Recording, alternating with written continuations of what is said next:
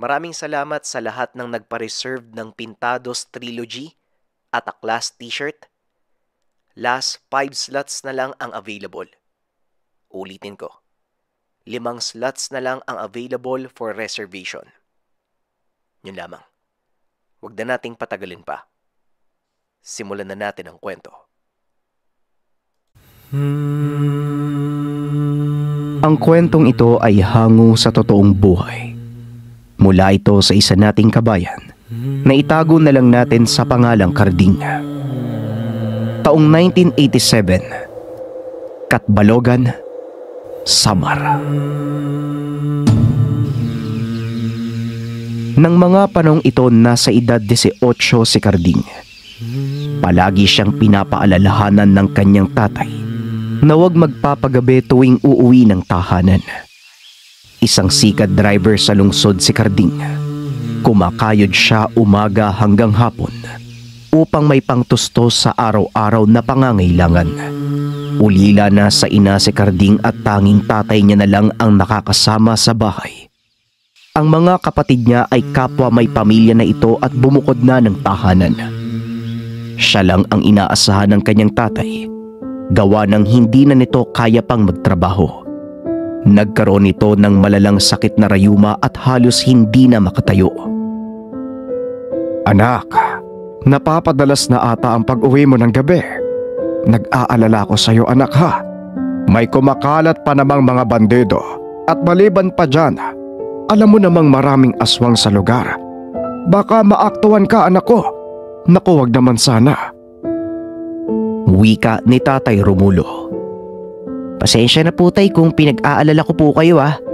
Hayaan niyo po tay, bukas sa bukas din uuwi na po ako ng maaga. Gusto ko lang po kasing magkaroon ng dagdag kita para kahit papano meron tayong pambili ng iba niyo pang gamot eh. Tugon ni Karding sa kanyang ama. Lingid sa kaalaman ng tatay nito na alam na ni Karding ang nangyayari pagsapit ng dilim. Gabi-gabi din siyang binabagat ng aswang, ngunit hindi natitinag ang binata dahil meron siyang punyal na naipamana ng lolo. Isang uri ng punyal at hindi ito pangkaraniwan. Magkabila ang talim na isang dangkalang haba at kahoy ang hawakan na may nakaukit na mga kataga. Ayon sa kanyang lolo, sandata daw ito mula pa nung unang panahon. Mahahalata naman sa itsura ng punyal. Lumaman kung titignan, ngunit ang ipinagtataka niya ay kung bakit umiinit ang hawakan nito sa tuwing nakakaramdam siya ng banta sa paligid. Nag-iiba din ang kanyang paningin. Naanimoy nakakakita siya ng mga pangitain. At ang pinaka nakakakilabot, kung ano ang nakikita niyang pangitain, ito ang magaganap ilang sandali lang ang lilipas. Nalalaman ni Karding ang hinaharap sa oras na uminit ang punyal. Kaya naman palagi siyang nakahanda at hindi natatakot sa kadiliman. Kasalukuyan noong nasa gilid ng simbahan si Karding, nakaparada ang sikad at nag-aantay ng pasahero. Sa mga sandaling ito ay hapon na, nagbabaka sakaling madagdagan ang kaunting kita. Sa hindi inaasahang pagkakataon, may nakita siyang isang lalaki na palabas ng simbahan. Batid ng binata na naghahanap ito ng masasakyan. Desente ang kasuotan at nakatitig sa kanya. Dali-daling pinadyak ni Karding ang sikat nang biglang uminit ang kanyang punyal na nakasuksok sa bewang. Sobrang init nito at hindi natiis ni Karding kaya huminto siya at sumimple ng kaway sa lalaki. Sir! Sandali lang po, papunta na po ako dyan. Wika ni Karding. Nilipat niya ang punyal sa bubong ng sikat. Ngunit bigla na lang siyang napapitlag. Nagbago ang kanyang paningin at nakakita siya ng patay. Nakataob. Lasog-lasog ang katawan. Nanlaki ang kanyang mga mata dahil siya mismo ang nakikita niya. Kasama nito ang isang nilalang na napakapangit ng itsura at ang suot na damit nito kapareho ng kanyang pasahero. Napamura si Karding ng mga sandaling iyon kaagad na pumasok sa isip niya na ang tao ay banta para sa kanyang buhay. Sinubok ng pagkakataon si Carding. Nagkaroon siya ng malakas na kuryosidad tungkol sa lalaking ito. Kaya naman sa halip na matakot, gusto niyang malaman ang lihim na bumabalot sa tao. Sir, magandang hapon po. Saan po kayo magpapatid? Tanong ni Carding. Dito lang sa bandang unahan dong. Doon sa may tulay. Dumiretso ka lang at sasabihin ko na lang sa'yo kapag bababa na ako. Tugon ng lalaki. Napakunot naman ang mukha ni Carding dahil nakayuko ito habang nagsasalita. Hindi niya naman pinagtuunan ng pansin. Kaagad niyang pinadyak ang sikad matapos maisakay ang lalaki. Tinignan niya ang pwesto ng punyal at sumasaglit din siya ng tingin sa lalaki. Nakayuko pa rin ito at hindi man lang tumitingin sa daanan. Ilang sandali pa, tuluyan ang lumukob ang kadiliman.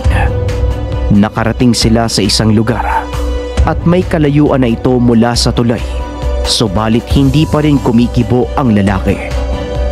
Hanggang sa biglang inangat nito ang kanyang kamay at sinitsitan si Carding. Nagturo ng isang eskinita na napakadilim at wala man lang kabahay-bahay. Medyo kinakabahan na si Carding sa mga sandaling ito. At pagliko niya, dito na nagsalita yung lalaki. Idiretso mo pa ng kaunti dong. Antayin mo ko sa dulo dahil naroon yung bahay ko. Kukuha lang ako ng pamasahe. Wika nito. Marahang kinuha ni Carding ang punyal at nilagay ito sa kanyang bewang. Pagkahinto niya, biglang umalog ng malakas ang sikat. Paglingon niya sa lalaki ay wala na ito sa loob. Napamura sa sarili si Carding kasabay ng pagbunot ng punyal.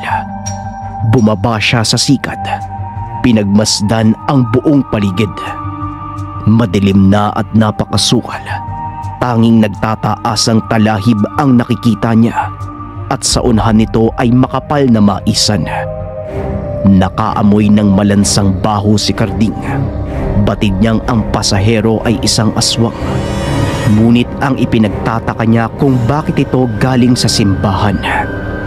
Ilang sandali pa, nabagot si Carding kaya naisipan niyang umalis na sa lugar.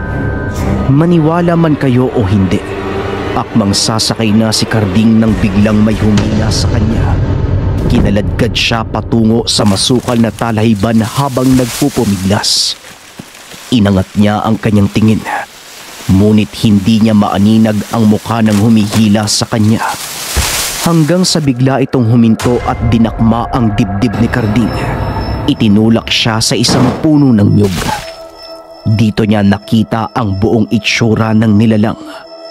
Buhaghag ang buhok. Nanlilisik ang mga mata. Kitang-kita ni Carding ang napakatulis na ngipin habang tumutulo ang laway. Iyawa ka, kampo ng dilim. Talagang nagagawa mo bang magsimba, no? Wika ni Carding. Nilapag niya ang punyal at hinubad ang damit.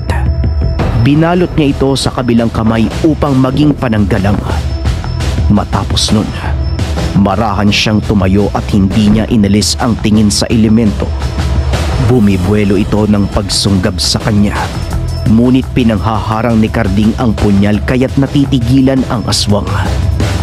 Sige, sumugod ka. Papatayin mo ko o kakainin mo. Pero bago mangyari yon, magkakasabukan muna tayong yawa ka. Wika ni Carding. Nagpaikot-ikot sila sa damuhan at nag-aantay kung sino ang unang susunggab. Hanggang sa isang iglap ay bigla na lang sumunggab ang aswang. Hinarang ni Carding ang kanyang kamay kung saan nakatali ang damit upang doon kumagat ang elemento. Sasaksakin niya sana ito ng punyal, ngunit natumba siya sa lupa. Masikip ang kanilang pwesto kaya't nahirapang gumalaw si Carding. Hanggang sa buong puwersa siyang gumulong at kaagad na dinaganan ang aswang. Hinawakan niya ang buhok nito at paulit-ulit na sinaksak. Kitang-kita niya kung paanong tumirik ang mga mata nito hanggang sa tuluyan ng binawian ng buhay. Hindi pa nakontento si Carding. Pinugutan niya ito ng ulo, dahilan para maligo ang aswang sa sariling dugo. Matapos nun, kaagad na siyang lumisan sa lugar. Laking pasasalamat ni Carding sa kanyang punyal. Dahil sa pangitaing naibigay nito sa kanya, nagawa niyang paghandaan ang plano ng aswang at nagawa niya itong patayin gamit mismo ng punyal. Kinabukasan ay kaagad na umugong ang balita na may natagpo ang bangkay ng aswang. Matagal nang kinakatakutan ang elemento sa kanilang lugar. Mabuti na lang at meron ng pumatay sa salot na aswang. Ngunit hindi nila alam kung sinong pumatay dito. Nanatili namang tahimik si Carding sa likod ng mga kaganapan. Hindi niya din ibinahagi ang naganap sa kanyang tatay dahil siguradong mag-aalala ito para sa kanya. Magmula ng araw na yon, mas lalo pang nagkaroon ng tiwala si Carding sa kanyang sarili at gamit na punyal. Sa tuwing makakaramdam at makakakita ng masamang pangitain, kahit kailan ay hindi niya ito inatrasan. Ito ang kwento ng punyal ni Carding, ang mamamatay ng aswang.